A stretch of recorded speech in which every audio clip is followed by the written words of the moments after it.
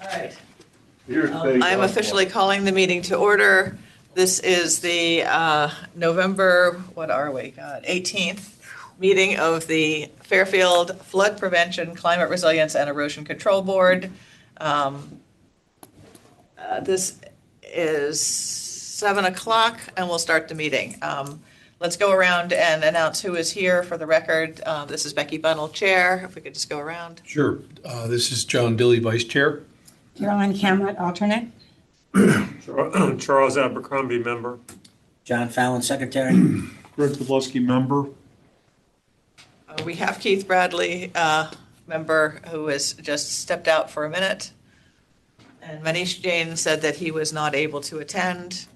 And I did not hear from James, which means that we can take one of our alternates and move them into a. I did it last month. You did? I did. No, actually, You're the only one. You're the only alternate. you're the only alternate. Here, so I guess by default. So I would like to propose that Carolyn be moved up to active member for the purposes of tonight's meeting. All in favor, say aye. Aye. So moved. All right. The first order of business is to hear, consider, and act upon the minutes of October 21st, but given that they were sent out very, very late, as in 5 minutes ago. I was wondering about that. I'm going to propose that we defer the minutes approval to the next meeting. Great. Do I have a motion to do that? Second? To defer. All in favor? Although I have to say that we actually got them a while ago, right Did we? after the meeting. I printed them up last night at 10 o'clock. Where'd you get it? Oh, you know, Well, the minutes were put on the The minutes site. were put on the site. That's what she was saying, a week after last meeting they were. on the site, on the town site, but we didn't send them around to this group. I guess not. I was on the town side. I'm trying to learn everything. You're just too diligent. Anyway, Next time, could you email us all the anyway, but they're deferred now anyway. Can I just ask a favor? Does anybody have an extra pen? I come totally unprepared. I apologize. Thank Who you. did send them out, and John and I normally would try to review them and get back with comments, and I wasn't able to do that this month. So they kind of languished in internet, email. We'll review them next month anyway. Yeah. All right. All right. So the next agenda item, we will wait. Let's skip to number 3 if people are okay with that, because Bill Hurley is going to give us a status update, and he's stepped out to make some copies. So in the month of December, all boards and commissions are supposed to do 2 things. They're supposed to list all of the meeting dates that they plan to meet for the next year, which would be the 2026 year. And then they are supposed to also vote on officers going forward. So obviously for 2025, I was chair, John was vice chair, and John was secretary. What I'd like to do is have people think about, between now and the December meeting, would anyone like to step up and be chair? Would anyone like to step up and be vice chair? And would anyone like to step up and be secretary? You don't have to decide now, but I just want to put it on the table. If it's something you would like to do, please think about it. Also, the people who are currently in those positions, think about whether you'd like to continue, because we'll be discussing that in our December meeting. Okay.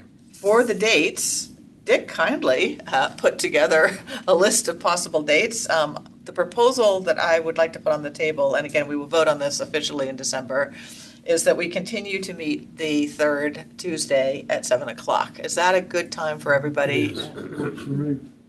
Okay. What time is that? So the 3rd Tuesday dates are all fine with one holiday, which I don't see as an issue, but it might be a problem for other people.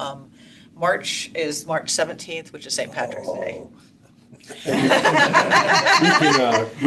and I can't be there. Do we have to hold it here? There you go. We can have it in Neil's the in Carolyn Manhattan. room upstairs at the club, and we'll call. So long as it's being recorded and open to the public. Everything in that room's probably recorded.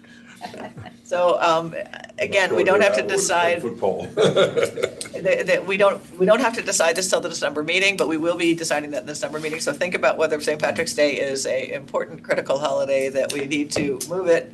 Because once we put these in, what this becomes is our regular meeting dates. And if we decide as we did in September, to cancel a regular meeting and do a special meeting, it just means a slightly different way of doing the agenda and making sure that, and it puts some constraints on special meetings. You can't add new agenda items to the agenda, for example. You can only talk about what's on the agenda.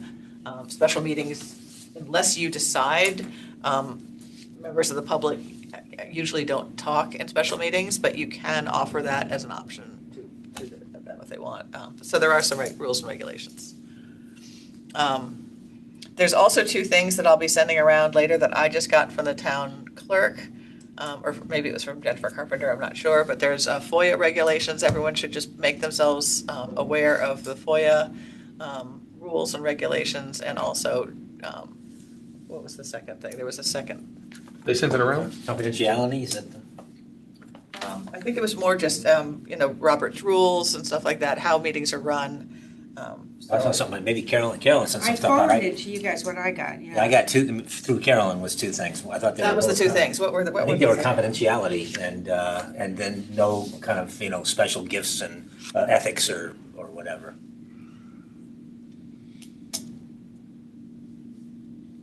Freedom of information letter and standards of conduct. So I will be sending those around to everybody. Just take a look if you could, because we are all bound by that as part of our role in being on a board and or commission.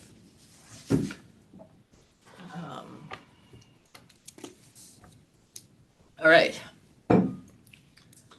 Since Bill is still out, let's jump to the master plan for a second. What I wanted to do in today's meeting actually is put together a list of what the FERB, here's Bill, so he can do active projects now. But I wanted to actually spend some time, once we finish with Bill, we're gonna let him go first so that he can leave and go home and have dinner.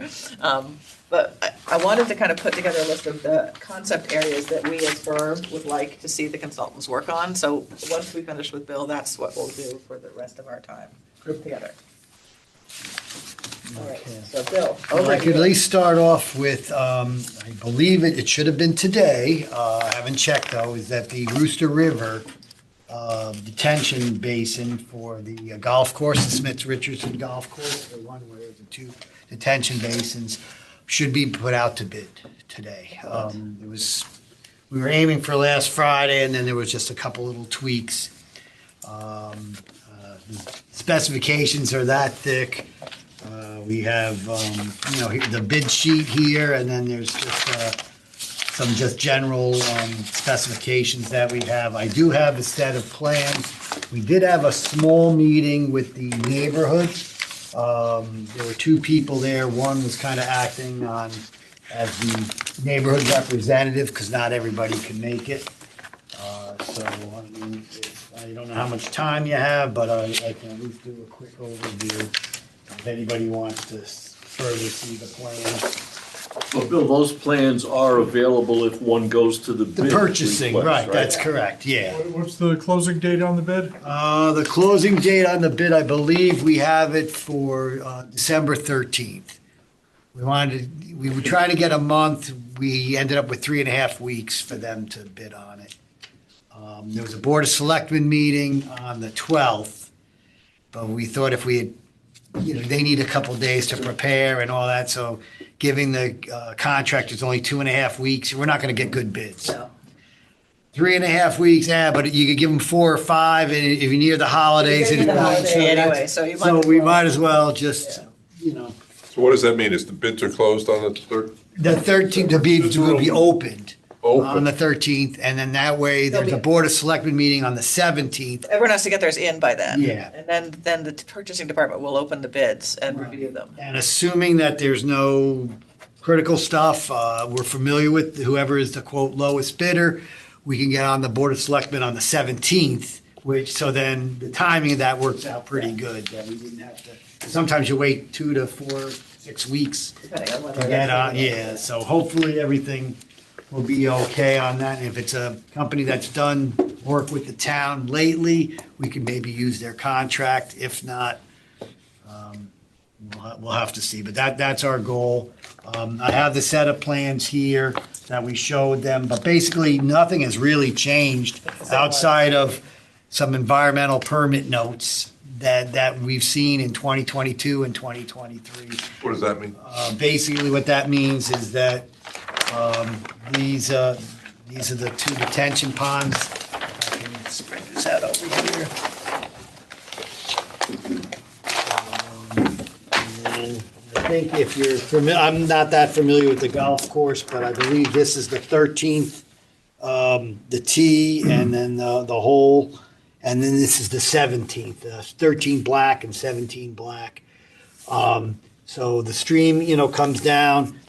All this area here is wetlands. That's why when you build a impoundment or a dam or a berm, whatever you want to call it, blocking the wetlands, they really wanted us to do it off-site or off-system or And how would you offline. handle it then? Well, that's the whole point. The topography is like this, so we had no choice.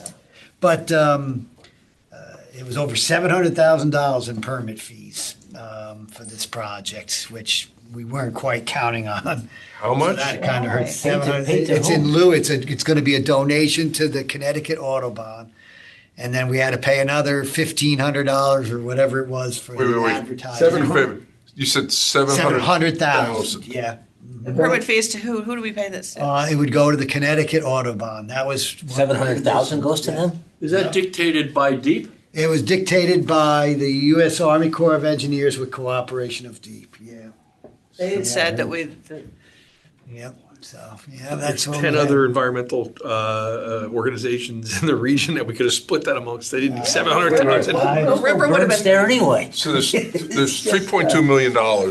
It actually originally was going to be 1 million. We actually negotiated it down. They did not want to waiver. I think for this one was $500,000, and the Tungus Hill was like 200,000. that's both detention basins. Yeah, I should clarify that. Yeah, that's both of the locations. Wow. And then they wanted, okay, any excess soil, where does it go? So we had to show it on a plan. It goes at the golf course. If it's good material, if it's contaminated, we have to haul it off-site. Are we Put it on the expecting? top. We're putting it up at a higher elevation. We're not expecting contaminated soil here, though. There was no heavy. We've done preliminary testing as best as you can. And there was one section that could be questionable, the first foot and a half. After that should be fine, no problem. And the first foot and a half, you got to figure it's a golf course. There's always potential for, when they fertilize and do all that kind of stuff. So that's some of what's taken a long time for the permitting, but we finally had gotten that. The permit is ready to be issued once we pay the DEP for the advertising and the public notice that they had to do. Then we actually get the permit, so we'll get that. When do you think that'll be? That will be, well, once we pay it, so we're planning on paying it by Friday, so. So start work could be as. Start early work as- could be as early, well, realistically, yeah, we're probably right after the holidays. But by opening it beforehand, if it's a company that's, working up until, say, Christmas or something like that, maybe they can order some stuff. A lot of this is basically labor and machinery and getting access to what we call either a clay core for the dam. There are some special blocks that we have to use as a spillway. There's concrete and forming, so they'll have to order those materials. But they're fairly common. There's nothing special or out of the whack. We're not asking for special flap gate or anything like that. Any seasonal restrictions?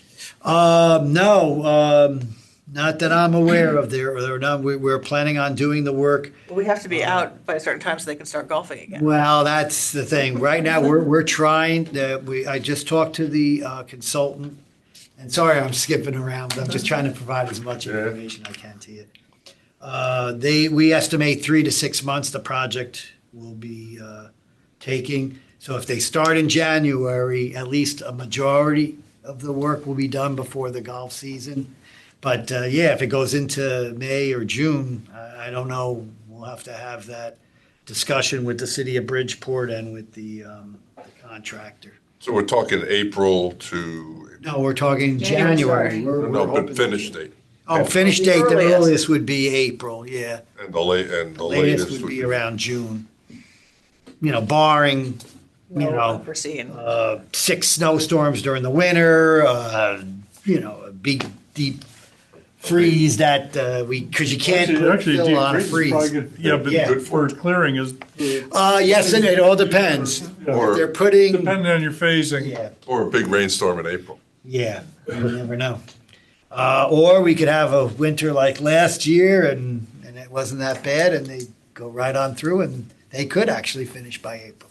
Don't know yet. We don't even have a contractor, but once we get that, we'll keep. So remind me, what's the estimate of the decrease in water flow from Oh, I'd have to pluck that out. 20 It's to been- 30, if I remember correctly? It was for the whole, well, again, there's for the whole watershed and for the site. For the site itself, I think it was like minus 60 or 70%. But for like the overall watershed, it was at least, I think it was 10 to 30% for the whole watershed. So the decrease in flooding that we can hope for is 10 to 30%. Yeah, again, I can get you those numbers. I remember that from one of the Yeah. previous discussions. But And the is thing is, it's outside of, a couple of the neighbors that unfortunately, they'll have to look at it. But the way that we have it planned, there's minimal tree disturbance as possible. We have it constructed where it shouldn't affect the golf course. So we did the best we could with the plan. And it's, let's see, do they have it in here? It's a significant, acre feet of volume that these basins will hold. Some of these, I had it here, the height of the berm or the height of the dam varies, on the very edges, because you're kind of in a bowl, on the very edges of the bowl, it's only going to be a foot or two. But as you get, closer to the center of the brook, it'll be 4 foot high and then 6 foot high. And then right at the exact stream, it might even be 8 or 9 feet high. Is this gonna have to be reviewed by deep as a dam? Oh, it was. That's Oh, that's okay. another. Yeah, we have the dam safety, the environmental, inland, their version of was it 401, 404, all these different permits. It took a long time to get them, but we're finally there. They have the details, as I said, we presented it to at least some of the neighborhood there, and we're putting it out to bid, and hopefully we'll get 3 or 4. If we get more, that's even better. But at least 3 or 4 people to bid on it, so that we can get competitive pricing. So Including the permitting, 700,000, wow. What's the total, and this is, we're not talking about Tungus Hill yet, right? We're just talking well, about that 700,000 did include the Tungus Hill. Tungus Hill as well. Roughly, this was, if I recall, about it was either 460 or 500,000, and then the remainder is the Tungus. Yeah. And what do you think is going to be the total cost of putting that thing up?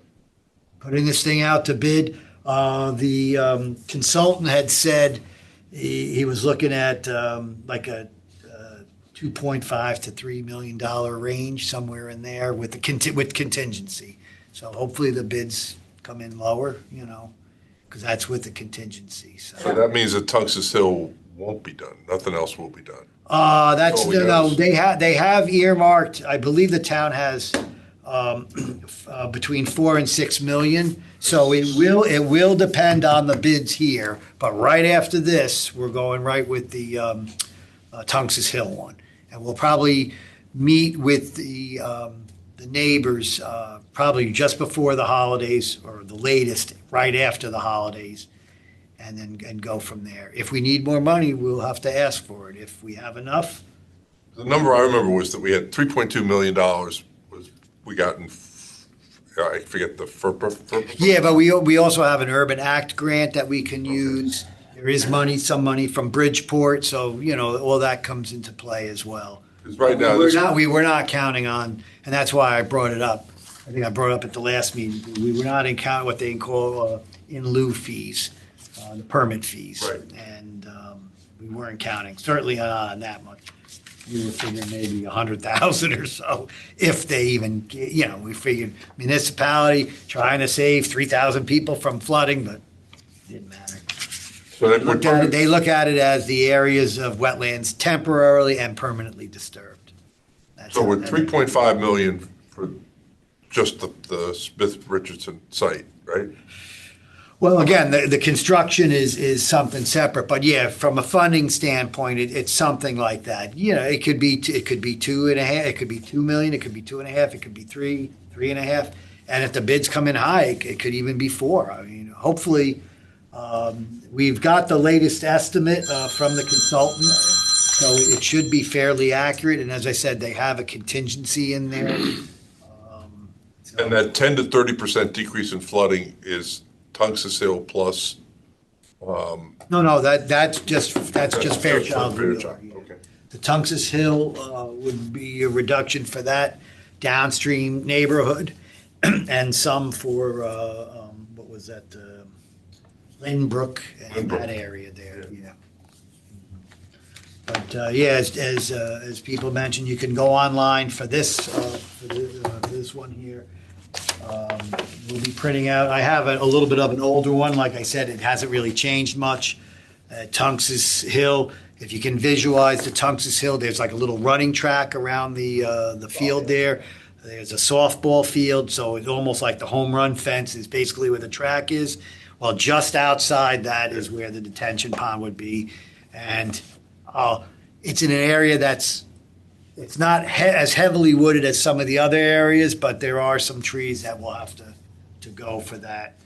And, because when you build a dam, or a berm, dike, whatever you want to call it, you can't have trees on it, so.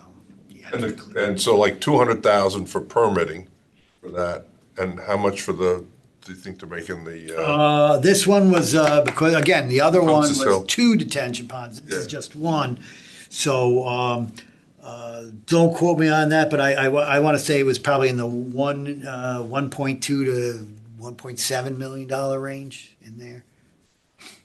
And then plus the fees, so. are fees significant? Well, no, that was the 200. That's the 200 for the permitting fees, gotcha. 2 to 250, because the first one wasn't 100. And as I said, there is some bonding money that the town has already set aside. That was ARPA money where they voted ARPA. to switch it around. We do have money for Urban Act grant. We have money from Bridgeport. So it should be enough for both, but we're staggering them just in case the bids come in high. Because we don't want to put something out to bid if we don't have it funded or a good portion of it funded. And that's the other thing we could possibly do too, is if we're just shy, we can release it, open up the bids, pay them, and then, just ask for the remainder. We'd ask for. Or phase it, We'd ask for a remainder in the Board of Finance. All three We'd have boards. to go to all three not boards, that's right. Yeah, because it involves funding. And again, that's something that, between the capital, the finance group, first selectman's office, all that, we'll have a meeting. But the first stage, when we open up those bids, we'll have a real good idea. Because if they happen to be lower, then one could assume that the fees would be lower. If they're at the same, then we'll have a much better idea how much funding. But so far, there's enough here, provided that they don't go crazy on us, so. Okay. Are you guys, is your team gonna run the project, or is it capital? Right now, that's still being decided. There's a thought of, because it involves Bridgeport and that a lot of stuff that engineering has done, maybe we'll split 1 and 1 or something like that. I don't know. I haven't had exact discussions on that. It also matters on their schedule, workload matters on ours as well. So that hasn't been determined yet. But I'm sure either group will be fine, or it might even be a combination, because now capital groups and engineering report to the Director of Public Works. So at least their team as opposed to a separate department, so. I'm trying to think of an update on and I probably have to sit down with you and just go over with the master plan. We have set some, priorities. We've answered some of the requests that they had. And then I was going to print it out. I don't know why it didn't print out. So, but I don't know if have you seen what they call the blue line map? Has anybody seen this? The blue spot map? The blue spot, yeah, blue dot map, yeah. I think Chuck had made a request, or somebody Yeah, we were, requested. one of the things we wanted to do is to Oh, all right, this one is pretty good, though. It's actually even better than the one that I was gonna print out, because this has my notes on it. But I can make a copy of this and give it, So what we while wanted- your meeting's going on, if I can scan this and, or make, if it'll allow me to make a color copy of it, then I'll bring it back and at least have one copy for you guys. So what we wanted to It could be, I mean, do, you get it's not a size that's, Well, no, it would be this big. It had to be big. so what we wanted to do was we wanted to take this to emergency management and ask them if there are any other flood areas that they are aware of that aren't called out on the blue spot map, that, areas where they've had to rescue people or they've had significant floods, that they want to flag. Same thing with, the Conservation Department. I'd like Tim to take a look at this. This maps reasonably well with their wetlands map. If Well, you- yeah, I was gonna just say, overlay the wetlands on you top could of it. visual, I mean, I'll just do it here. You could visualize that right here is most likely Great Brook. That comes out. Here's Sasko. So a lot of these are, flooded areas of wetlands already, or they're within the 100-year floodplain, so it's no surprise.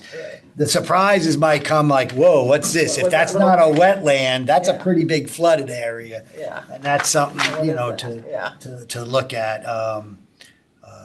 And I think those- I know that's a wetland area. And I think that's what we need to do is figure out where are the kind of surprise areas and where are the things that, there are wetlands that aren't showing here Right. that we need to be aware of. The other thing I wanted to overlay on this is our evacuation routes and our critical town infrastructure. So where is, where, I did find a map, and I can print it out of, but we could just put it on this and then give this map it to, has the remember those, I call them the lollipop signs, Yeah. that had the evacuation route, and then it had like a little thermometer of the Yeah. elevations. And mysteriously, they've disappeared, a lot of them. some of the signs have been taken down. Yeah, well, yeah, so, I don't think it was the town, but could it be somebody trying to sell their property? Could it be a real estate agent? I'm not gonna accuse anybody. Or maybe a car hit them, I have no idea, but I do know some still exist, but not many. Yeah. But we have the locations of them, so therefore the routes. Because like technically Reef Road, I believe, is not an evacuation route, which seems crazy, Well, but it should the be. signs were there for it, that's why I For think. Reef there Road? was, Yeah. Oh, so they should have been, okay. Because I know Roland was an official one and Beach was an official one. Let But me- that's from the, and then sort of where are the shelters that we want to make sure that we have access to the shelters, that there isn't going to be flooding around a shelter where you can't get to it. and are we gonna ask the public if they have other sites that they know of that are? We could decide to do a public meeting and open this up. I think I'd like to have the emergency management people to put their stuff on first and Yep. Tim Bishop put his stuff on first. Right. And anyone else, do you think we should be police? I mean, Fire department. Fire department is emergency management. Karen is. Yeah, and basically, emergency management, there is an override with the police involved, with the ECC and all that. So, that should cover it.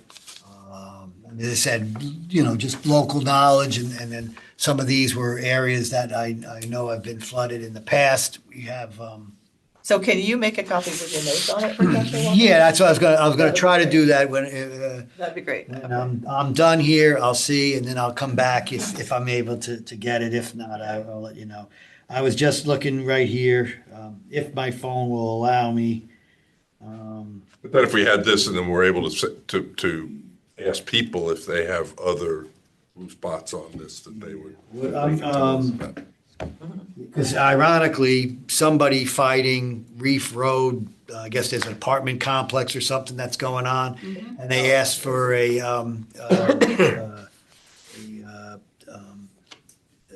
evacuation map.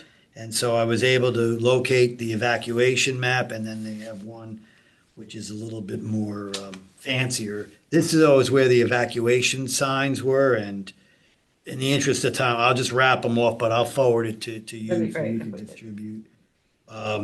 It was run right by the Sea Grape. There's one at Fairfield Beach Road, and I'm trying to see what road this one is. Boy, the labeling is pretty bad. There's one on Penfield. I don't know if this should be Roland. What that was. I guess the signs anyway that have Yeah, the the sea logo. level, so. Right, right. Yeah, there's one on,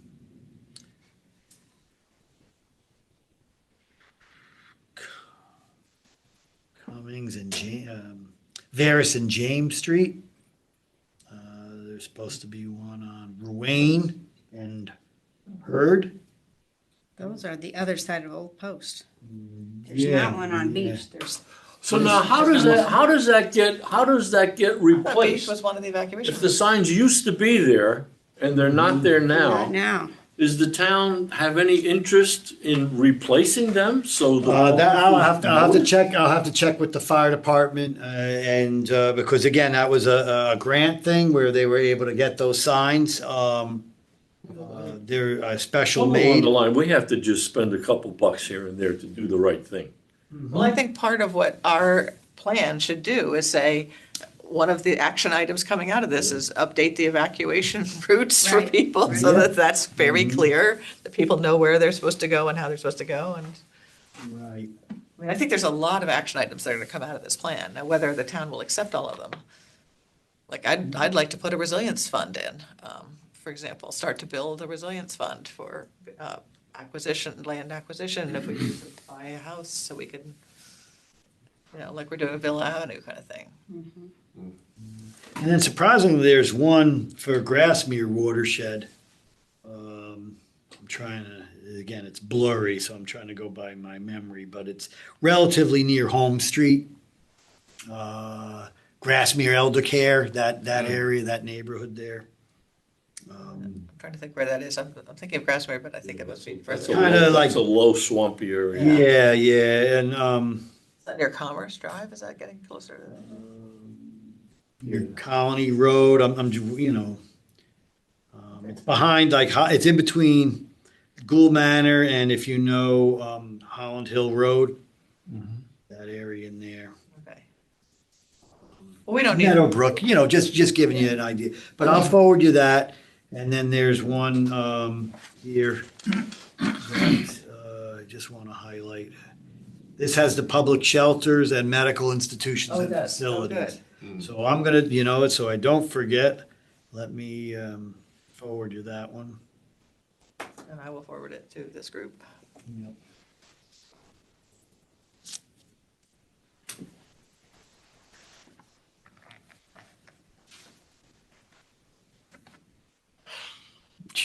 Okay. So, assuming that you get that, then that would be fine. So I'm trying to think of, so that's one of the things we're working on. I'll see if I can make you a copy. As I said, the first one did come out on a computer. I don't know why. I printed it out before. Maybe something's up with our printer, or this was a time sensitive thing because it came out, it cut the paper, and it's all blank. So I got to find out why. Don't know. Trying to think of any All other right, so updates. other updates, where are we with the tide gates? I feel like the one that's over by the Kenneth ball field area, with the Railroad Bridge Yeah, one. that's supposed to be completed in December. December, okay, that feels like that's been, Well, one of people who the, walk over there and said nothing has happened for months. A lot of people have been that's making around that. not quite true, but there was a delay in that when the tie gates were shipped, after there was a delay in the, ordering, what'd they call it, I forget the term where something gets delayed, back order, yeah.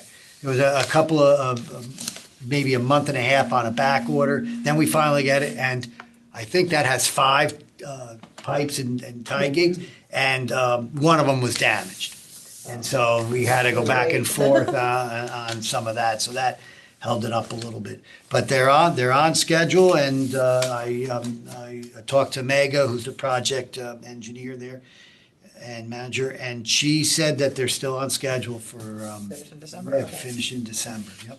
And then the Riverside Drive one? The Riverside Drive one now, again, that one, there's 2 of them. So there's the one that involves Turney Creek, Yeah. and then there's a Riverside open space where there's only just the one pipe.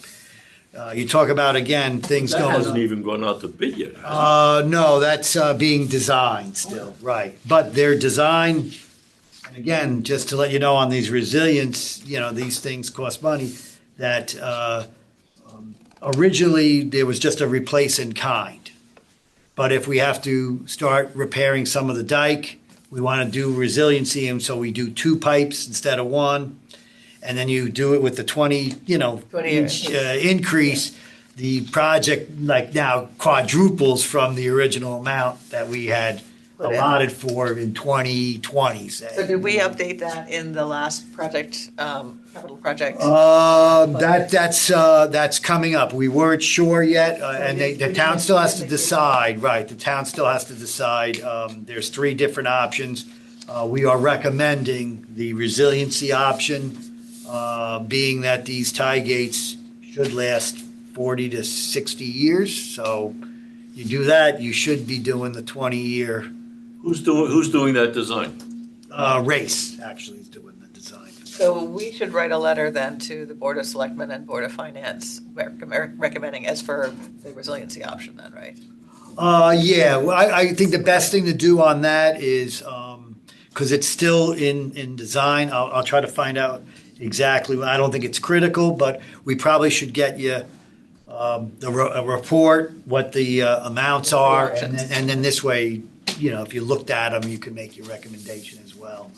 I'd like to go on record, once we've had a chance to review it, and which one we think we should be proceeding with, so that they have. So how does that design take into account the berm that connects Riverside Drive to the open space area? I think that has to be raised. raised. Yeah, as I said, Mega's. That is a prime candidate to execute our 12-foot We wanted that. mitigation. I think that's why, as I said, the price is, Because I mean, personally, I don't want to lose sight of that, closing that, what it is, 200 feet, whatever it is. And then, we'll, I'll have Mega at least give access to. Do people know where we're talking about? If we want to show people where it is on this?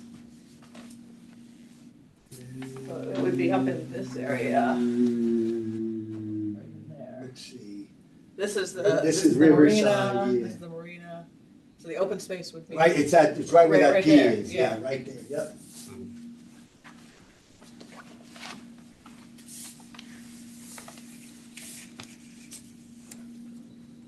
That's the Army Corps plan, if you're wondering what that is.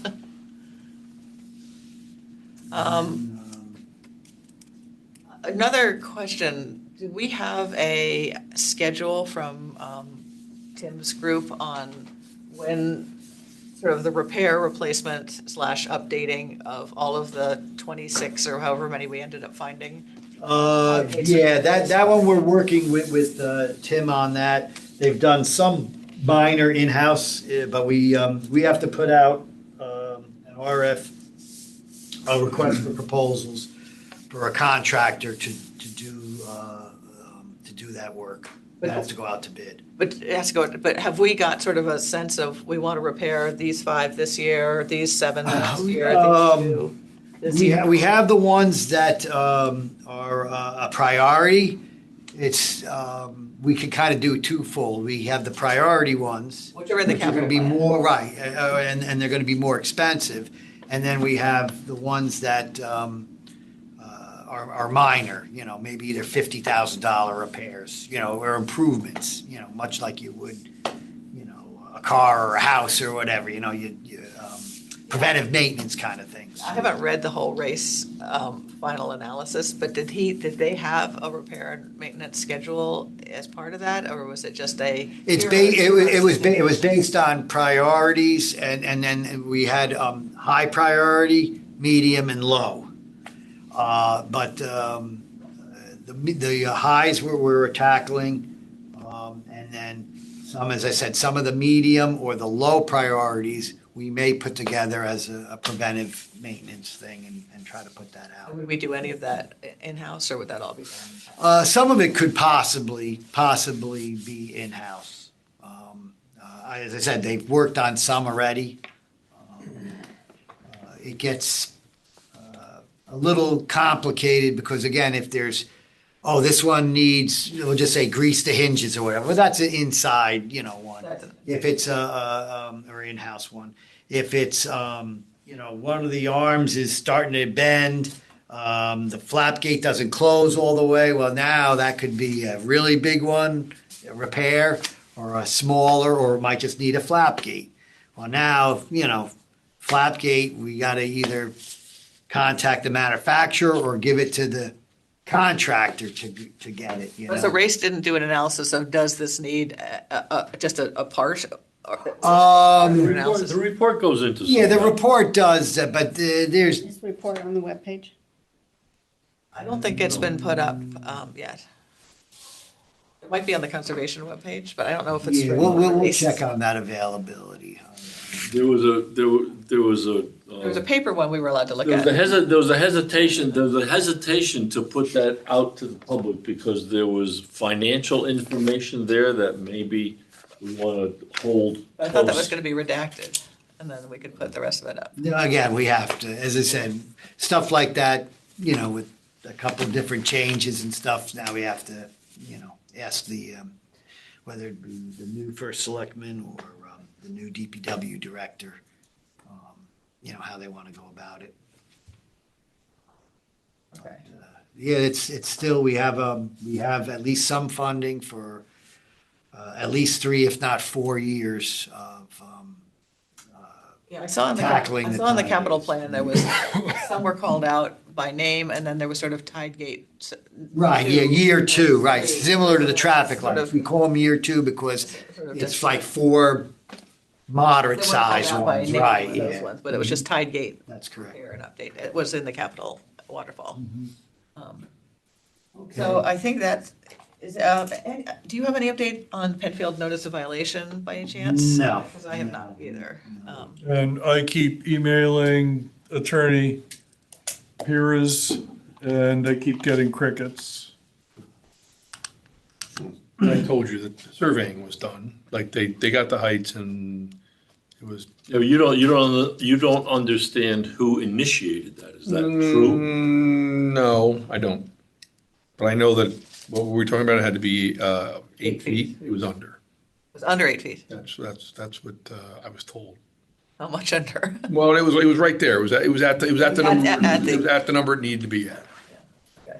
We do have the email from FEMA that says they aren't going to be doing anything. They're allowing us to use it. Allowing us to use it, Yeah. but I would love to see something I would, official on letterhead with a signature. so Bill, the only other question I Sure. guess I have is, what are next steps with our consultant? They're kind of on hold right now, right? Waiting for us. Yeah, it's just a matter of trying to catch up and find out, being that it's now shifted over to me. We met with the first selectman, but really I haven't done much with that since. So I have to kind of regroup, and that's what I said. I might have to. They sent out their list of 12 things, most of which were schools. Yeah. And we fed back the FERB comments to them. Okay. But I don't know, you and Emmeline, I don't know if you've got any comments back. We didn't see anything from you. I had originally here, I had please see responses by the town, and that was, in blue was Emmeline's and in red were mine. I'll for the board here, I'll do the first one here. In reviewing the blue spot analysis, are there areas of intersections with critical infrastructures, evacuation routes, shelters, hospital areas, employment centers that are a priority for the town? And so we responded, Reef Road is designated evacuation route, Beach Road could be another, any of the state highways or roads leading up to 95. And then, our standard, Mill Plain Road, the main thoroughfares, Black Rock Turnpike, Burr Street, which might not be for coastal, but you want to make sure that they're clear. And again, the reason why they're on there is if you have windstorms, then all of a sudden, Just go down. Yeah, the northern, and that can happen actually with Hurricane Sandy or Superstorm Sandy. On my way home, going on Black Rock Turnpike, I was fine going up, and then all of a sudden, boom, tree fell down, and I was only the third car behind it, so I know it had just happened. So I was like, oh, geez, well, I guess I got to turn around. And I go to turn around, and about 300 feet south, another tree fell down. So I was stuck in the middle, and I'm like, oh, boy, I'm going to be here a long time. You don't keep your chainsaw. But actually, though, one of the three cars in front, the contractor, he had a chainsaw, and he actually did enough. I had a small car at that time, and I was able to squeeze through the 6-foot cut that he had done and get home. And surprisingly, the rest of the way wasn't too bad. But it just shows you that things can happen in a hurry when it comes to that I stuff. told you had to get a permit. And so then they asked about, have we installed any best management practices, green infrastructure? They asked about chronic flooding, and so we had some obviously on here, some of the ones that have been around for a while. For urban forest management plan, I think the town has that. I don't have that information, but Tim Bishop does. The tree warden. Right, and then, those basically, and then are you experiencing working with large private landowners, incorporating the controls? And again, we tried to talk to Woodfield Village, for one of our detention ponds, and that was, at first they thought, well, maybe we would consider, but then their list of demands, and then when they they ran the numbers through after getting some additional information, we were only getting like a 1% improvement. We've got So some we- significant. And detention areas, structures right, exactly. within there, These would have been making them bigger and. Bigger? Yeah. Then we would have owned them. Oh, okay. And then there's a row of them on one of those detention areas where if we were to raise it, the water, if it went around or something, that they could be flooded, or they were actually at the same elevation. So we had to be worried about flooding out other people, or the back, that's what it was. If we increased it, the backwater would then be higher than their first floor or basements of the condos. And so we're like, you know what, for the 1%, it wasn't worth it. But we've responded back to them on that. But yeah, I would like to set up a meeting with you and maybe one, because we can't do more than two. So we can have three of us. So just to, again, touch base. As far as the private ones, as I said, you'd have to be something of significant, to do. One of the things, and again, at that time, when I talked to the Director of Public Works, at that time, they were not inclined to do something for what was a private nonprofit. But, the Audubon has a dam that's really needs to be repaired. They got 700,000. Well, they got $700,000 to fix now. Let's hope they repair their dam. Yeah, it just, as we mentioned, it just Give occurred them to the me. damn money. If it doesn't, Exactly. yeah. So, They got the damn Use your damn money. yeah, to do maybe a repair on it or something like that, and then, that might prevent, because that was, I think that's for Browns Brook, and the town has no property along Browns Brook where we could try to do some sort But of is there detention. flooding at this point along Brownsbrook? Oh, yeah, there was some that got flooded from Hurricane Ida, the one in September 2021. Oh, wow, okay. Yeah, that washed out some culverts and caused some damage. A lot of it though was like basement variety as opposed to the whole house, so, because they tend to be on half acre, 2, 3 acre properties.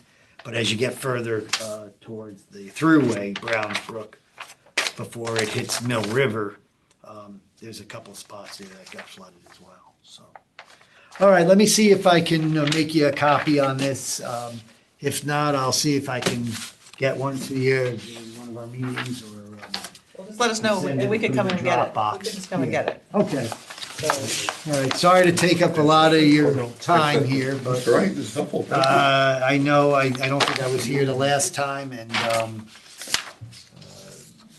wanted to provide you at least with Hey, some Bill, updates. in the new charter, the first select person is supposed to appoint a liaison person to all the boards and commissions. Have you had any conversations between you and Frank and the first select person about who might? I actually sent a note out to you and Frank on that, about No, earlier this week. Right now, the way that we did it was, I said to Frank, I said, I'm working late tonight. I can stop by the flood and erosion, basically unless you were, he said he wasn't planning on or whatever. So that was our communication, that one of us would be here. And I figured for this one in particular, with the Rooster River update and the master plan update, I wanted to provide you. Of course, in an ideal world, I would have had a little mini agenda and had everything. So I apologize that it was skipping around a little bit, but moving forward on everything. And as I said, the Rooster River, some good news there, as I said. I feel like the master plan is the one I'd like to see a set of action steps on, because I feel like, I'm not sure I know exactly what the next steps are. I feel like the consultants are a little bit on hold, waiting for us. Yeah, and having 3 different project managers on the fourth not one, helped. that's not helped either. But I think we as a town need an action plan in terms of what are our next steps with the consultants, because I don't think they're doing anything right now. I hope not, because we haven't given them any clear direction. They're not billing us for anything, are they? Yeah, well, as I said, we responded there. I'll have to look at the. I think we owe them the updated map. Well, I sent them, I'm 99% sure I sent them my comments. Right, but I think on we that haven't blue gotten the spot, emergency but- management comments or Yeah. the Tim's comments or. And I have to admit, I have not solicited those comments. Well, that's why I'm saying Yeah. Chuck has offered to take it. Yeah, that would help. So that's why, let me go right now and I'll spend a couple minutes and see if I can at least get 1 or 2 copies to you Okay. guys. Thank you. Thank you, everyone. Thanks, Bill. All right, so let's go back to our agenda. Right now, we could just say that we are on the agenda, item number 4, which is the update on the master flood mitigation and resilience plan. What I wanted to do was come up with at least a flood and erosion concept list of where we would like to see mitigation concept work done, so that we have a list that we at least put together that we can feed in, and then obviously, Bill and Emmeline would want to add to that. But I feel like the list that we got from them, which was all the schools, I didn't feel that was anything I would want to sign up to necessarily. Did they respond to that? Or You sent them something about. The response to that was a nicely worded note from Bill to me saying everything has to go through him, basically. That's And that I good. shouldn't, through Bill, so I shouldn't be sending it directly to the consultants. Okay. So Bill was copied on that, so he now knows our collective point of view on that. We were trying to get the rationale for why they came up with what they came up with, so we haven't gotten that yet, right? So I did send out to you guys, I don't know if you saw it, there was actually a really good study that was done back in April that was done for the Dwight School rebuild. And part of the Dwight School rebuild, well, actually, it wasn't necessarily a Dwight School. There was a whole controversy over whether we just eliminate Dwight School, whether we rebuild Dwight School, or whether we retrofit Dwight School. But then they also wanted to put some early learning with Dwight School and some other special needs, I think, with that. So they looked at could we do that on the Dwight school site? But they also looked at about 5 other schools. And as part of that look, they actually did a really nice, it's a very long document, but they did a really nice kind of, here's where each of those school sites are. I think they did Stratfield, they did, They did Dwight, Jennings, Osborne, Riverfield, Giant Steps, and Mona Terrace. Is that what you're referring to? yes, exactly. And they had done sort of a, here's where the wetlands are in each of those, here's where any flood control structures are on those sites, nicely done in maps and stuff. So we really could look at, and in all of them, the school parcel itself, the school building itself, was not in a wetland, was not in a place where it was likely to flood, from what I could tell. The wetland areas were always on the sides, and, I guess you could potentially, if you were in a Rooster River rain bomb situation, maybe see something, but it didn't look like it from my view of that. Yeah, I'm trying to think of the, So there was a document I sent out. It was a very long document. I don't know if you guys got a chance to read it, but as Carolyn says, there were. basically, we don't have an answer yet back So from. Osborne Hill had no wetlands whatsoever. Fairfield Woods Middle School had no wetlands. The Jennings Elementary School did have a wetlands and a detention basin. They had a stormwater basin on the southeast corner, and narrow intermittent water course near the property line. Dwight, I didn't spend a lot of time on Dwight because they're going to be redoing that anyway, so I think they did have near Dwight, they had a small part of the parcel was in a 100-year floodplain, and another small part on the west was in a 500-year floodplain. The Giant Steps Walter Fitzgerald site, I didn't spend a lot of time with. The Riverfield Elementary they did. There is a portion of Riverfield Elementary that also lies in a 500-year floodplain and a 100-year floodplain. But the slope is at elevation 43 where the school is, and it slopes way down to elevation 14 on the west side, which is where the drainage and areas are. So I don't see a 43 elevation getting really massively flooded out. But I guess you never If know. it does, we better have built an ark. I was gonna say, Say, that's biblical. So they didn't do all of the schools, but they did do really nice mapping on those. And so I had sent that to them. Or at least I recommended to Bill that get sent to them so that they could evaluate that and then come back to us with, do they still want to look at those parcels or not? A lot of those were the ones that they'd recommended.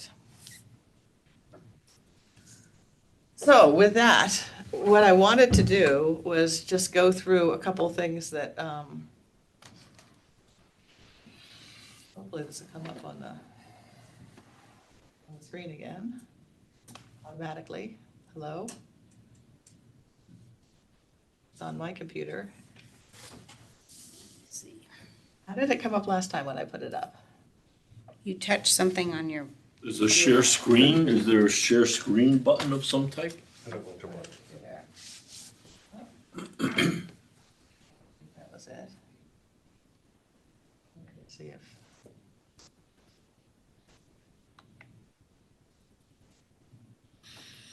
Or. It worked last time. It said mirror at one point. What's this view thing? you just got 1 and 2 up there. Go crazy, it's okay.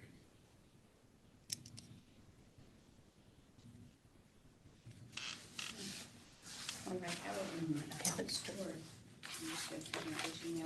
I mean, we could just look at it here, but it'd be really hard for everyone to look at on my little computer. So why don't we talk about it conceptually then? Let me see if I have an old map and hard copy that I can put down at that end of the table.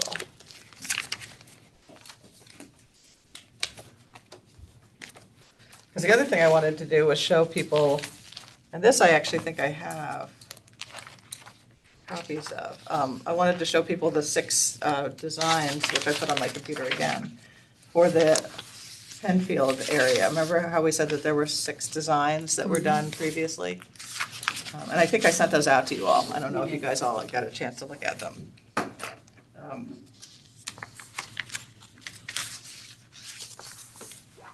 Maybe if I switch this, it'll let me.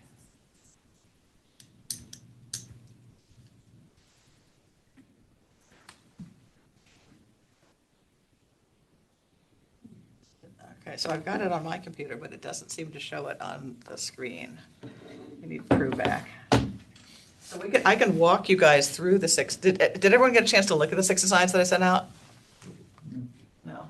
And Okay. then the other thing, I forget who I sent it to, but those 6 mitigation measures harken back to the Penfield rebuild when Race did, The original, yeah. the original mitigation measures at Penfield. And it's like, this is not not new really stuff. earth-shattering when you consider those. So I don't know, did you all get that? Did I send it to the Yeah, I think so. entire I think we did. FERB board? I remember seeing that. Because those are, Well, I sent out the 6 that they did for which were, as you said, the most recent ones. The most recent ones. I sent those to the FERB board. And they kind of mimic what was done Done before. 7 years ago. I'm gonna try unplugging and plugging back, just to see if it, Maybe it'll find it. yeah. Sometimes.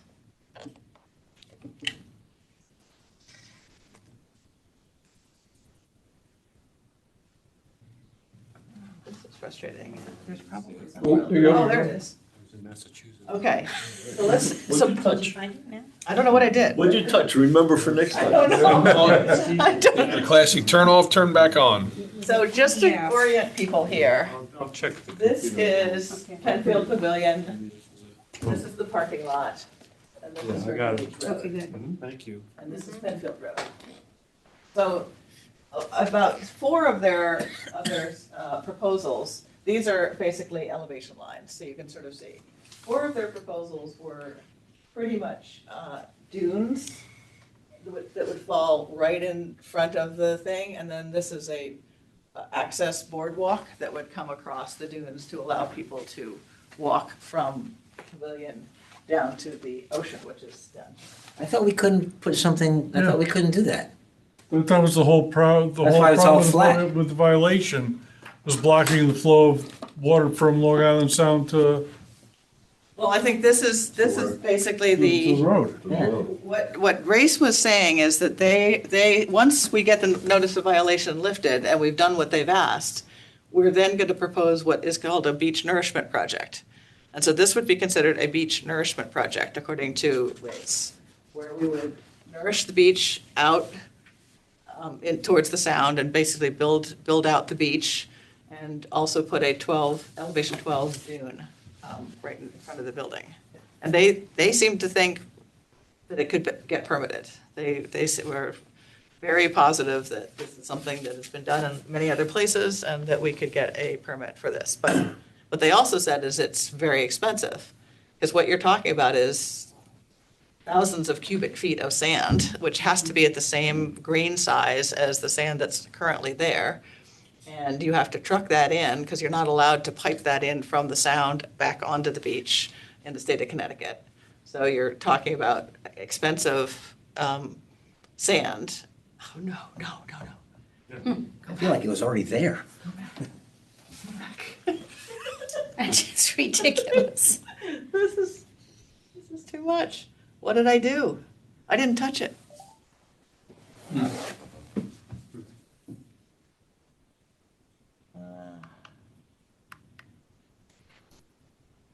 All right, well, you saw the dune, the beach nourishment. Oh, There we go.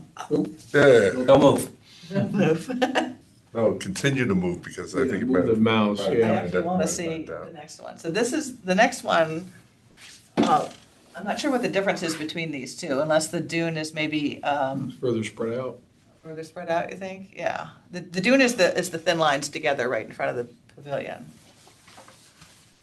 All right, then we have, My friend Bill's back. Got 2 color copies. oh, yay! You know, if one's, And does this have your Mention comments on that. it? yeah, these are Oh, the one, yep. So, just want to leave them here with you and You keep one and have one go out to the emergency group. Anyway, thanks, everyone. Thank you. Impressive, Bill. So this one is not a beach nourishment, but this is the dune only, which I think would be harder to permit, because I think what deep is more likely to permit is a beach nourishment that also has a dune involved with it. Now you're getting at internal protection, where you're protecting from the street side. So basically, that dotted line there is the difference between the AE zone and the VE zone. And AE zone and VE zone, the difference is that you can actually build to a different elevation. It's deep- What are the elevations on the two? This They is should the be- AE elevation 11 from this Yeah. side, and this is VE zone, which is elevation has to be 13 plus. What's the elevation, I'm sorry? VE 13, VE 13 and AE 11. So what this is basically saying is, let it flow under the building. And what you would do is that you'd do a flood barrier here. I believe this is the raised road one, where you would raise the road starting here up to probably about 3 extra feet of elevation, and then it would go back down again, and it would go back down in Penfield, between the two parking lots. So you basically build the road up, and then you have a wall that would tie into the high ground here and tie into the high ground of Rickards over here and tie into the high ground here. There's a pretty big hill that goes up towards Jackie Durrell here, if you know the area. And then you would have a removable flood barrier here, which you would close off were it to. What's that total distance? About 400 feet. Yeah, 360 feet, something. So that is a Dick Mahusky, Becky Bunnell plan. That's my favorite plan. And I think if you were to do that, it would certainly protect the neighborhood behind it, because it would keep the floodwaters out. It might undermine the parking lot, because if you've got water coming under the building and it has no place to go and it bangs into what would be a wall there, you might get some scour. How high is that wall? So the idea would be to try to get the total elevation to elevation 12, is what we had talked about. The road itself is, I think, roughly elevation 6. I have to go back and look at it, 5 or 6. So if you raise the road, they were proposing only 2 feet of road raise. I would propose 3 feet. We have the space to raise it 3 feet, because, as I said, you come from Rickards, there's no houses, so you can come up at a slope, and you can come from this side of the slope really easily. Penfield, you can go down at a slope because you've got those 2 parking lots on either side. So you have the room to do that without impacting any driveway. So I would want to raise the road 3 feet roughly, which means that You gotta make sure what it's gonna do to the inland. You don't wanna make sure you're not entrapping water. you'd have to see, you'd have to make sure where will the water flow. Yeah, what's gonna happen to the left of that? You know, what happens there at Lally and or at Penfield, or at Roland? One step at a time. No, but I'm just saying, that's just takes care of that. Roland's over here. Right. Lally's like right where that wall is, basically. So is Lally right across? I thought, Yeah. So this is Jackie Durrell Pavilion. Yeah, so Lally's like a little to the left and Lally straight comes up. right to it. So Lally would be right here. Yeah. Okay. Well, right now, the water wouldn't get in here. This is up on a pretty high level. This is elevation probably, looks like it's 14. Yeah, it's like 14 over there. No, but right to the left of that, it's not, right? I mean, that's a hill there, and then it goes back down. Yeah, then you got that whole row of houses right on the water. Yeah, This is the wall. yeah. Well, the other houses are over here. Actually, the 3 houses are on this side of Penfield. Well, there's 3 there, but there's Another house There's on- bunches of houses here, yeah. Durrell all the way down to the Sea Grape. You Yeah. have the whole So row of houses and start Lantern all along Point. here. So the water would not, I guess the question is, Wouldn't the water just go to the left and It then would come back out again. come back over? Well, the water's going to the left anyway. I mean, Long Island Sound, as far as coastal flooding, Long Island Sound is an infinite supply of water to come into our floodplain, our coastal floodplain. I'm just asking, would it go, if it goes to the left of Jackie Pavilion, it would just come around that wall that we just built? Like, Yeah, so yes, even though you're keeping the water on this side of the wall here, this water's gonna go to the other side. So it's still gonna, you're still gonna flood Penfield Road, regardless of whether it's the water that comes directly in front of Penfield Pavilion or the water that came. So I said, one step at a time. Okay. This is not a universal solution. This is a solution for 300 feet of low-lying sand. To get it back up to elevation 12, which is where it was before. It's not going to help with the Roland Pentway. It's not going to help with, there's many areas along the beach that are at elevation 8 or 9 that will need to also be addressed if you want to. You're not going to protect the whole area necessarily. This one is kind of a tiger dam approach. So tiger dams are basically big tubes that you can either fill with water or sand. Most of the time, I think you pump water into them. Aren't the buildings already elevated to the? Yeah, I don't elevation? understand why So they're what's- protecting the building. What's the point? I don't understand it either. If I were gonna do a tiger dam, I would do it Yeah, to the where left. the wall was. That's a, yeah, This that's a is- useless thing. It's a useless- Yeah, I would what are do we the tiger dam along here and tie it into the two high grounds. So I didn't really understand this one, but this is one that they gave us. There's been no dialogue from the designers, so we have no idea. We have no idea what their thinking was, because, yeah, the building should, You're protecting something that doesn't need to be protected. exactly. And It's it been doesn't, designed, the protection's been designed in. the only thing is that does tie into the wall there. Remember, there's a wall that goes along, which I think was at elevation 13. Yes, that's true. So this wall. Yeah, the comes wall's out. at 12 and a half, 12 and a half. Yeah, it was right around there. And Yeah. then this is Rickards, which is Yeah, high ground yeah, again. So that's they're- true. I think what they're saying is that if they could tie it into the two high grounds, it does the same thing as having a wall That's- down along the That's the valid. road. So I think that's what their thinking was on that. I don't know if it really matters to us, just as a point of interest to me. If you elevate the road in front of the pavilion, you have to elevate the whole rest of Fairfield Beach Road from beach to reef. I mean, if it's going from 3 to 6, isn't that an elevation of the road itself? All right, so when you go to the wastewater. That elevation when is you the go to whole- the transfer station, Right. you know how you now come up a big hill? Yes. So you come up a big hill, that didn't And exist then you before. turn right to go. Yeah, they basically when they were creating the wall around the wastewater treatment plant to protect it. Technology. I know. There we go. Cause epilepsy.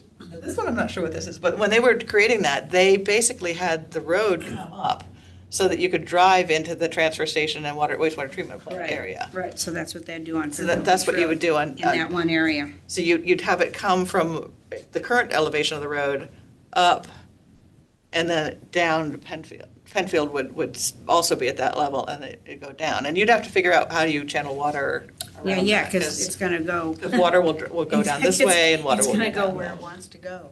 So I think there's still some things to work through Yeah, if that okay. option becomes.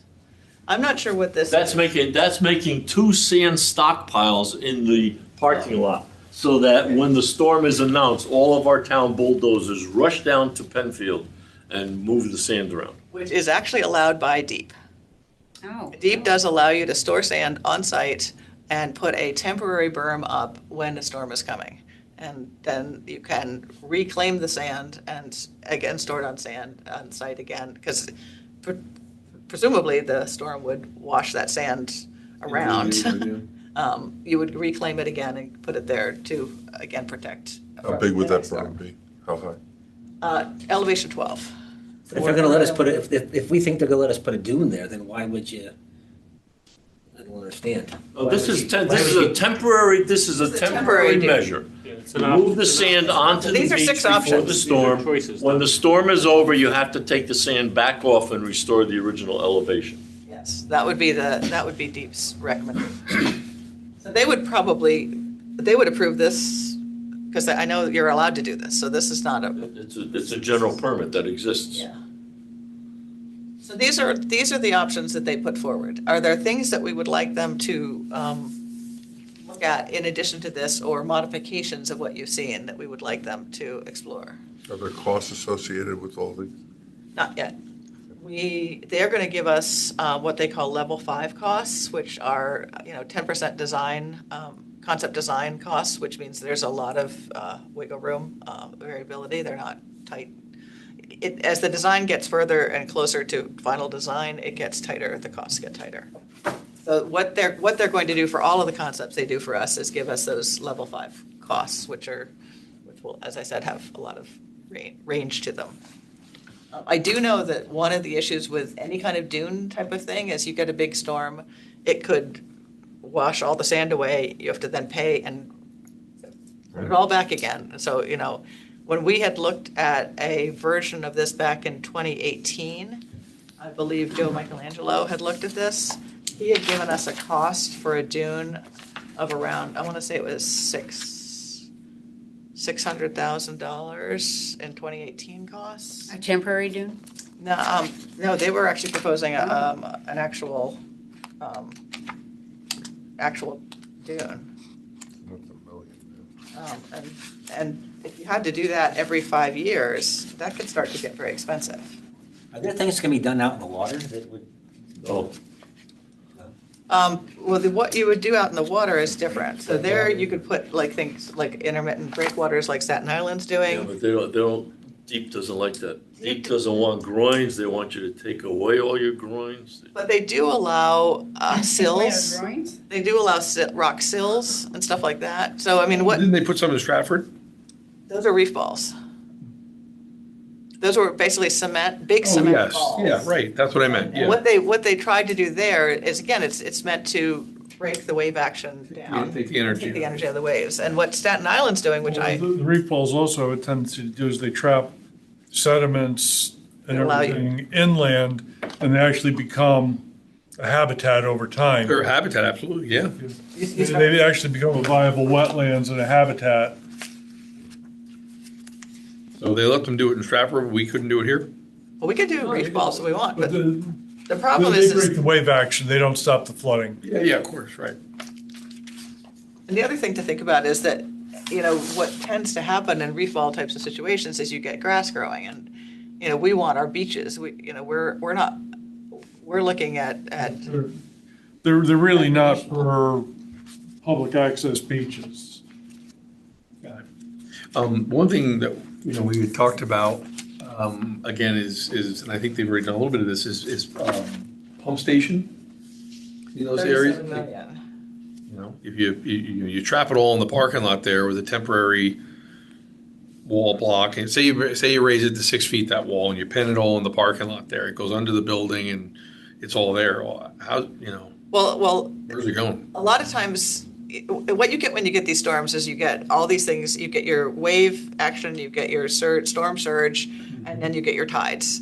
So the beauty of tidal is that at the high tide, that's when the most damage occurs. But then the low tide comes, and if there's a place for it to go out, it will go That's out. my point, but if it goes up over that dune behind, or underneath. Yeah, the you building, you would have a big puddle in the parking lot at You would have to. Be a swimming You pool, have right? to- You got a wall and it's gonna sit there. You can't get back over the dune itself. No, you'd have to probably pump it out, unless it could go out Roland around the side or whatever. Well, you do have storm drains in Fairfield Beach Road. You have one right in at Penfield. in front of the beach club and so forth. And that storm drainage goes out through the parking lot at Jennings and winds up discharging in the boat basin.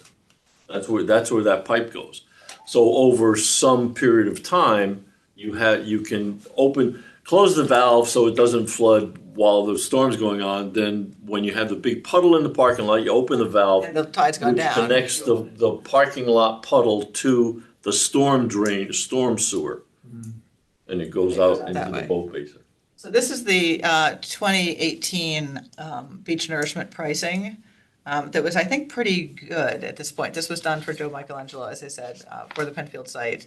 $432,000 to do it to an elevation. I want to say that was elevation 12 again. If we wanted to do a geotube, because we also looked at putting basically a reinforced tube underneath the dune to add a little bit of strength, which we got turned down by Deep. But I think it's been done in other places, was $539,000. So that's the rough cost for something like that in 2018 dollars. So assume inflation What's the difference between a dune and beach nourishment? So beach nourishment They is where like you, beach nourishment, they don't like dunes. I thought beach nourishment was bringing sand and kind of refilling the sand in. so the difference is, imagine this is the slope of your beach, and you're basically in beach nourishment, you're adding a lot all along, and then you have your dune here. So you're building up your whole beach, and then you're coming up to a final dune. Okay. And if you're just doing a dune, you leave the beach as it is and you just do the dune. Gotcha. One of the problems of permanent structures that you're gonna have entrapment of the water. Temporary structures look better and better all the time. Unless you have a outlet, a gate, some sort of Well, you way. can do that with a Yeah. temporary structure too, right? You just open up a couple of those structures. Yeah. Let it out. But you could do it with a permit as well. All right, well, so I don't know that this is gonna work. I was gonna also show you the Riverside Drive. Oh, let me just get out of this and show you the Riverside Drive concepts, because I think that's another interesting thing that, if you guys haven't had a chance to look through those. Oh, this is- More work to be done over at Riverside? Because they're not gonna let us do it. So what they did on Riverside Drive is they looked at three different elevations of building, basically berming up parts of roads and adding levees and up This is Riverside Drive, where it kind of goes up towards where the tide gate is, where it up at the top. Can you put your pointer on that? No, the pointer on your, Oh, yeah, I probably. And this is in the files and documents section of the Flood and Erosion Control Board webpage. So this So is, you can look at this to your heart's content. this is where they're doing the tide gate replacement right here. This is where the tide gate is that's gonna be replaced. This is the lower one. The Lower The one that The hasn't The other started. one's up top, The other one right? is up here. And they're gonna be done with that in 2 weeks. Yeah. So this is, they had They gotta pave shown, By December, Oh, yeah. they gotta get paving done by December I 8th. know, the head walls are in, the pipes are I in. finished the head wall yesterday. Yeah. so they'd shown a 12-foot elevation, a 15-foot elevation, and an 18-foot elevation. You can see the 18-foot elevation gets crazy, so we'd never want to really do that. But then they looked at it, you could look at it from, what would that look like if, at the road level? Wow. So making it elevation 12 means you would be basically a van's worth higher than the road is today, which is a pretty big berm, and you could see all sorts of issues with how the water would flow into neighbors' yards, and I'm not even gonna show you the 18-foot. Is that looking towards the post road? You have to step out the front window on the house to get down to the ground. You couldn't use the door. But this, I think, is doable. This is all pretty Yeah. much, so this is the marina. You've got basically Jennings down here. Yeah. This is the parking lot, and this goes out to the sound here. So you could berm this up here pretty easily, berm around the parking lot. You'd have to kind of raise the road up here, so you just sort of go up and down. You could berm it back along, all of this is sort of open space right now. And then you would go up to kind of, there's a berm that goes up to the open space that ties into Riverside Drive. That would be very feasible to do. Yeah, that's. So I think I'd like them to cost this out as one of their concepts, because I think this would protect water coming in from quite a few places, and it would just help. And you tie into the parking lot, the Jennings parking lot's starts right down here. And it's already bermed up a little bit here. If you go down and look at there, you might have to berm this up a little bit more. Again, they showed it as a 15 and an 18, which I think is just way too much. And then they also showed what would we need to do at Jennings Beach. So this is a low spot at Jennings Beach, where the pavilion is. So you would need to elevate a little bit here. But that's not even that low, because that slab at that little pavilion, that's like 12 feet. It's like Is it? 11 and a half. Yeah, I was surprised. The surveyors went out and got a spot elevation on it. The slab that it sits on? Yeah, Is it 12? yeah. I think they're only saying you need to build it up right on the side. Because the berm there is like 14, 15. Yeah, this is 14 or 15. This is the vegetated berm right now that goes all along Jennings. Yeah. And then these are the walkways that go across each of the. Right. So they showed But that. there are, you know, Yeah, walkways over. yeah. So that's sort of something that I think I'd like them to tease out. Some of that would make sense. The other thing I'd like them to do is look at what would it take to protect and berm around Old Town Hall, museum. I don't know if you put the German school in there or not, but basically the kind of the key downtown town hall area. So if you're looking to protect, you know, our public infrastructure, for example, what would that look like, and what would you need to do? So I don't know. And is berm the right word in that situation, or just maybe not? I mean, I don't know. My personal preference is I don't like big steel walls, so I wouldn't, but, you know, maybe a berm wouldn't be right. Maybe you would do you'd do a wall that you kind of face with stone, so it looks like an old stone wall. Like they do in Greenwich, all up and down roads? Yeah. I mean, seriously. No, seriously, it'd be like that, only you'd probably have a steel core inside to add strength. So what are other things that people would want? I mean, obviously, you've got some ideas for the Rooster River with temporary structures. Bill, it sounds like he has some ideas in terms of, you know, he had certain little areas that seemed to be flooded that we would maybe want to take a look at, whether you would want to do some sort of drainage culvert sort of thing there. Do they simulate, so like, do they show, all right, this was what happens when a storm comes. Now we're gonna put these berms around wherever. Now here's where the water goes. Do they show us that, like what the effect is of what we're doing maybe after we do it? I don't know, we could ask them to.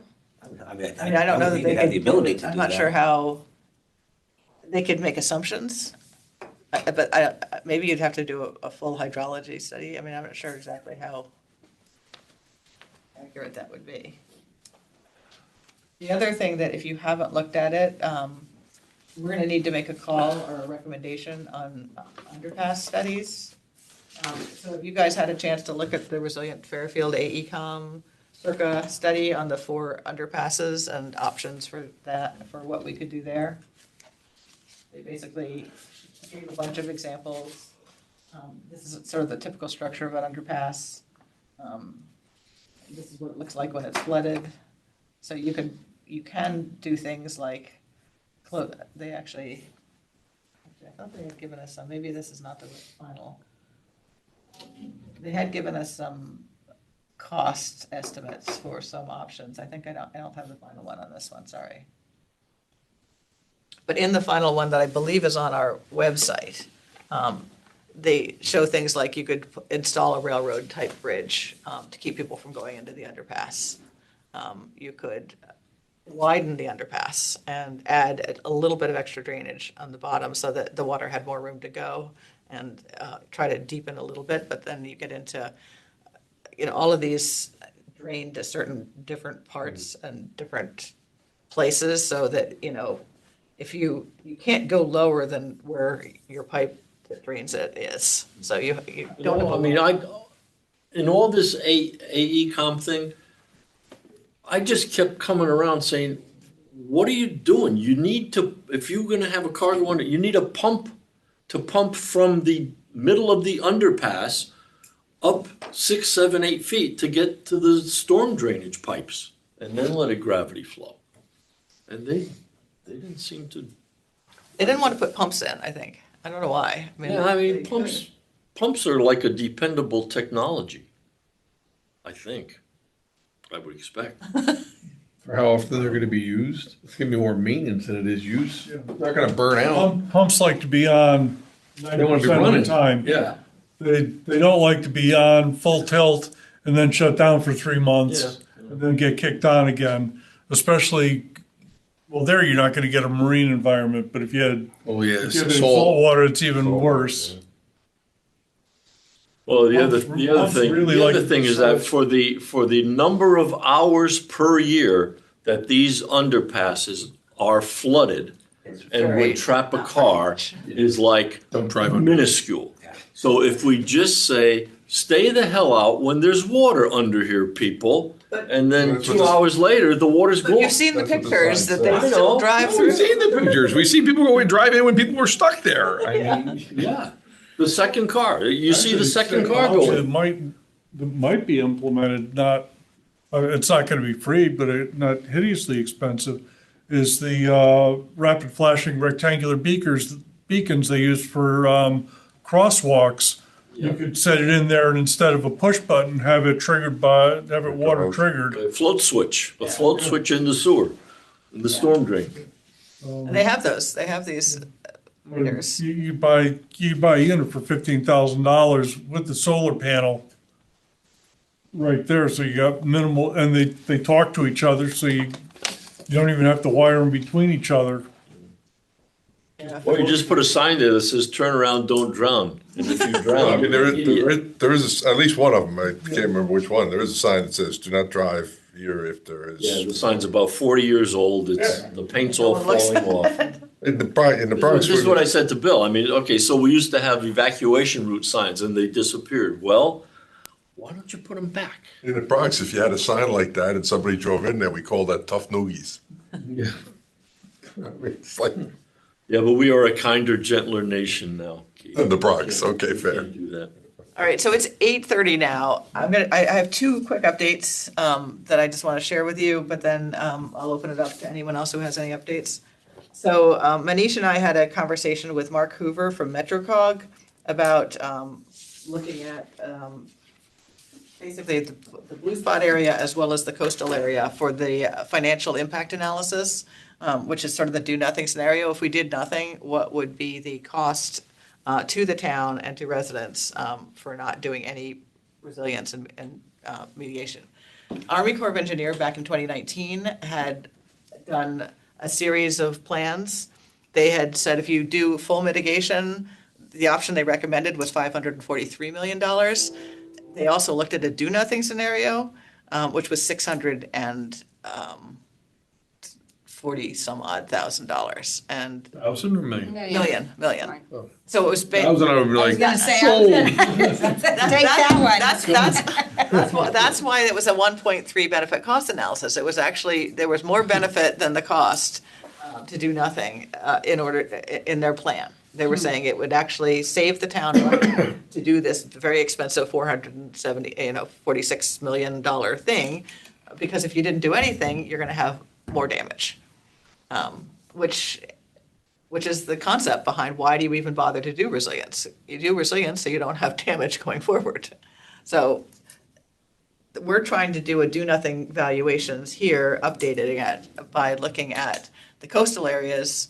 We're also trying to say, in the coastal areas, you've got a bunch of elevated houses, they're less likely to be significantly damaged in flood. They might be damaged by wind, but they are, hopefully, the water goes in and out and doesn't damage them. So we wanted to kind of take the elevated houses out of the scenarios just because they're already elevated at this point. Right. So that's what we're looking at with MetroCog, is trying to figure out a way to do GIS mapping to layer on the elevated houses and then tie that into the tax assessor database, which GIS mapping does do, so that we can get valuations. The last thing I wanted to update you on is Emmeline had a conversation with me. They are looking at one of these Long Island Sound resilience grants to do a greenway plan along the Rooster River. And what a greenway plan is it basically takes a riverine watershed, if you will, and looks at purchasing either acquisition or, and this is something that happens over 30 to 40 years. I mean, this is a long-term kind of plan where you look at turning it more into a greenway as opposed to having houses right up along the river. So you would look at identifying which parcels you would want to acquire. You would acquire those houses and turn those into then detention areas, and you would rewild the rivers or daylight the rivers in areas where you've already kind of paved over them, or you've got them running through culverts that are too small, so that you would allow the flow to be much more consistent, so you wouldn't get the backups and the flooding. So the concept behind this is let the rivers run the way they normally healthily would run, you might have to acquire, you will have to acquire some properties in order to do that. So if we want to look at this as a long-term plan for the town, we need to bring a consultant in. We could do this with a Long Island Sound grant to look at what would this look like? How many parcels would we have to buy over these 40 years? What would it ultimately do to flooding for the other parcels that you don't buy? Because presumably the whole point of this is you're protecting all the parcels that, you've now allowed the water to live in a different space here that instead of being backed up and flooding places. So I think it's a great idea to look at this, particularly if we can get a planning grant, which is what these Long Island Resilience grants are. It'd be probably $150,000 to $200,000. She just wanted me to run it by you guys and see if you had any concerns or issues. I mean, the more detention spaces we get, the better off we're gonna be on all our riverine. I mean, the reason Rooster River floods now is we've paved over sections. We've They used to suck up the water from and we previous times. So who writes the grant proposal? Emmeline would do it She would probably. write it. Yeah. And would those acquisitions be at some, because I could, This would be over 40 years, and you could do it a couple different ways. You can do it, there's different ways you can do it. You can ask the homeowners in the area that you think you would want to ultimately acquire to have right of first refusal. So when they're ready to sell, they would sell to the town. But you have to start, creating a fund for this and bonding, because these are going to be expensive. how would they come up with the price for the house? 'Cause Well, she just said right of first refusal. So the price would have to be probably at a fair market value or. It'd be fair market value. So I think, this is not a cheap thing, but I think it is a smart thing. And again, if you look at it over a 40-year plan and you start to build a fund now, and this is why I like a resilience fund. I think we should, as a town, do a resilience fund. I don't know if you guys are familiar with Brantford. It's right now I think it's the only town that has an active resilience fund. But the concept of resilience fund is you can take funds, you earmark them for resiliency. The state of Connecticut has authorized you to use these funds in a way that adds resiliency to your towns, but they also, what's interesting, allow you to invest those funds much more like a pension fund would. So right now, your town funds are invested in very conservative types of instruments because they don't want you to lose money. A pension fund, however, is allowed up to 50% to be invested in more aggressive instruments. So we could potentially have much more of a market-like buildup of a fund like this. And over 40 years, if you look at the average stock market, 7% return is, I think, what I hear thrown about as the average return. You could start to build a pretty nice fund over 40 years. And you'd pull some out when a house that you wanted came up on the market, you hopefully would have now funds available to purchase. So that's another part of what I'd like us to be recommending as part of this plan, is that we start a resilience fund and we add to it every year.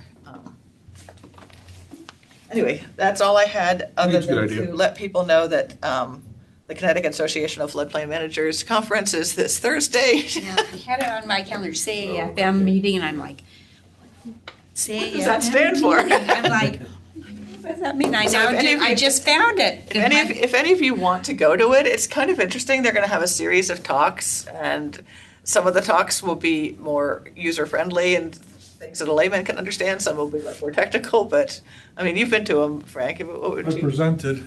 Fred, Yeah. And actually, I would have presented this time, except I'm going to be in Chicago. Oh, you would have presented on one of them? Which one? What would you? On the elevation certificate. Okay. Well, I will be going, and anyone else is welcome to go. There is a small fee, but I guess you could go as a governmental person, which allows the fee to be a little bit smaller. It also includes lunch. And snacks. Well, I'm gonna clear my calendar, there you go. All right, does anyone else have any, let me just move to the last agenda item. Does anyone else have any new business that they would want to bring up? One thing I'm working on slowly is, my interest was piqued last month when we were talking about the fire department and the police department being located in the floodplain. I think they're excellent candidates for dry flood proofing. Bill Hurley's trying to find me some plans so I can work out some preliminary designs.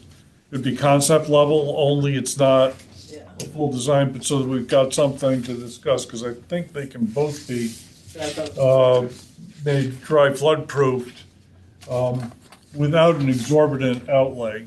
Wow, I that mean, would it's be gonna be, it's not gonna be cheap, but it's not gonna be, it outrageous. shouldn't be cost prohibitive, especially when you figure the bang for the buck. Yeah, the benefit would be Yeah, that would be great. Well, those infrastructure projects.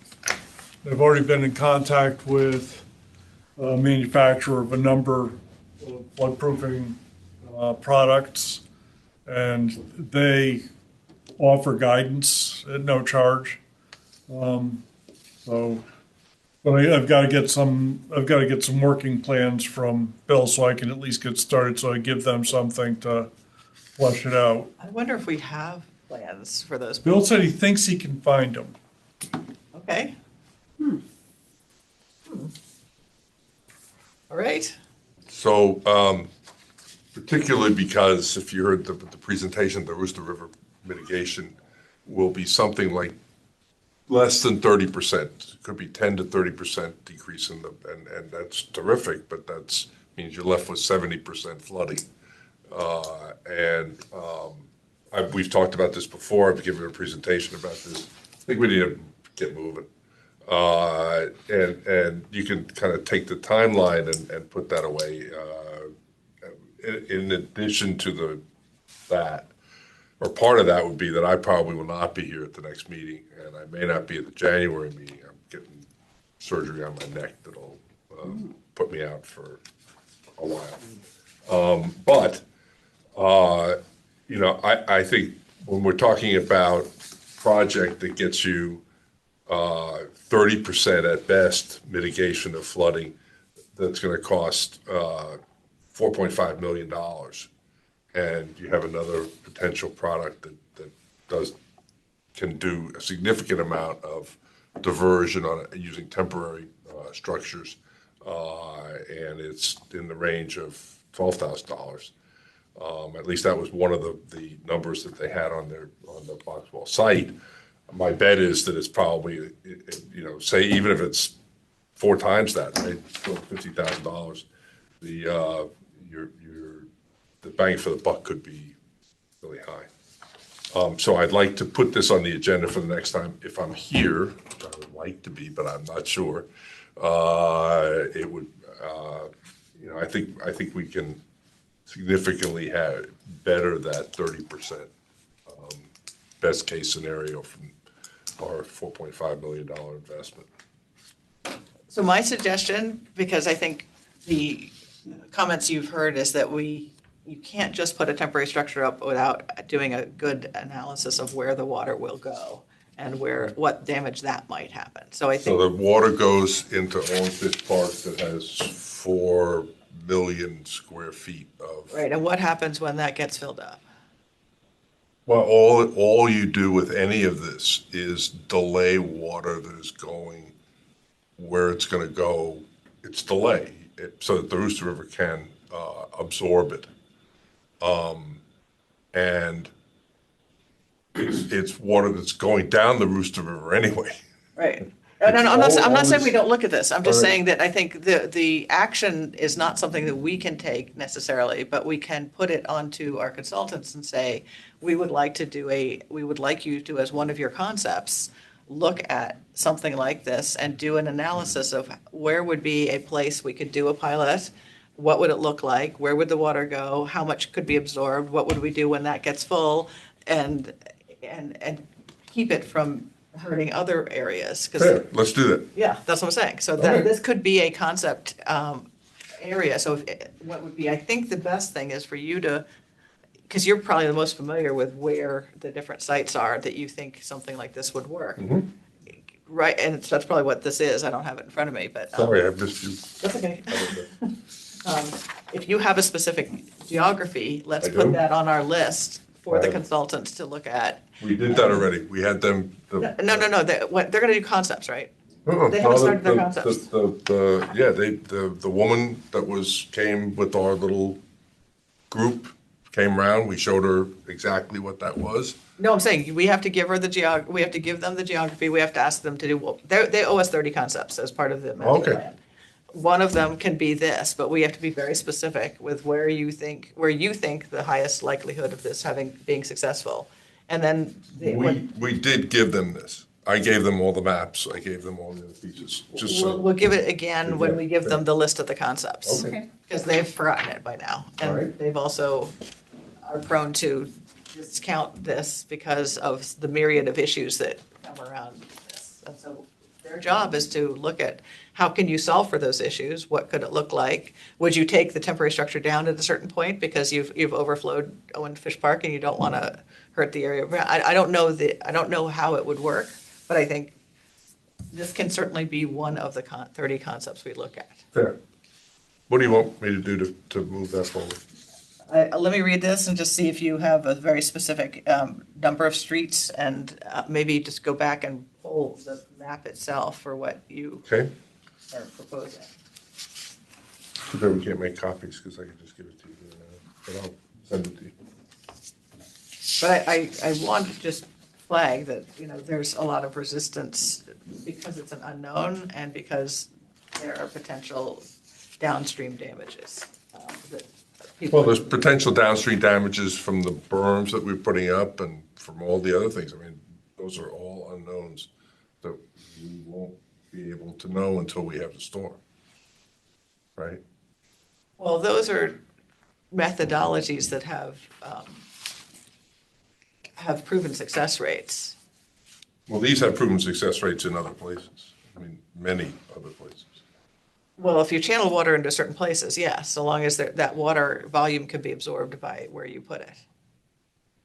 Anyway, I'm not saying Yeah, no, I'm okay. just saying that this can absolutely, I don't have a problem with this being one of the 30 that we asked them to look at. We've asked them to look at temporary structures. This It was could, identified as a vulnerable spot in the town, and that's what the plan's supposed to be looking at, not, all the vulnerable spots. Yep. so I think, let's let them come back with what would this look like and how much could it absorb and when would you have to pull the plug at some point and take it down? What's the rate of absorption? I mean, they can make some assumptions with that. I mean, it's interesting. You can put up 100 feet an hour with two people, so you can take it down at the same rate. Well, that's the other thing they'll have to do is who's going to put it up? They're not going to want citizens, I can guarantee you, to put it up, which They're gonna not want what? Citizens. regular citizen residents. Well, that may be what they don't want, but may be a good thing to do, whether somebody wants that or not. I mean, Right. you have the volunteer fire, and you have CERT as two examples of how that can be done If they're by trained. civilians. Yeah, right? if you're trained. Well, and you do a training, right? I mean, that's what you do. You get people volunteer to do, I mean, certainly this is a lot less dangerous, if you will, than going into a fire. The Navajo Nation rerouted a river without anybody getting hurt using these temporary structures. This is not a particularly dangerous thing to do. And it's particularly dangerous to be around the flowing water without it being mitigated. Okay. So I'm not Okay. saying no, I'm just saying let's be very specific, give them a very concrete suggestion, and then have them work it up and see what they come up with as pros and cons and how they would hopefully make it work. What could they do to make it work? That's their challenge. So you want a proposal, you want something, Let me read you this. look at it and Let's then look you at and I it will and talk discuss, and yeah. come to what we need to do to get it moved along. All right, so we've had a long meeting today, but thank you all for spending this time. Can I get a motion to adjourn? Motion to adjourn. Can I get a second? Second. All in favor, so moved. All right, thank you all very much. Thank you. It's got a little grip on it, it won't roll. Yeah, it won't roll.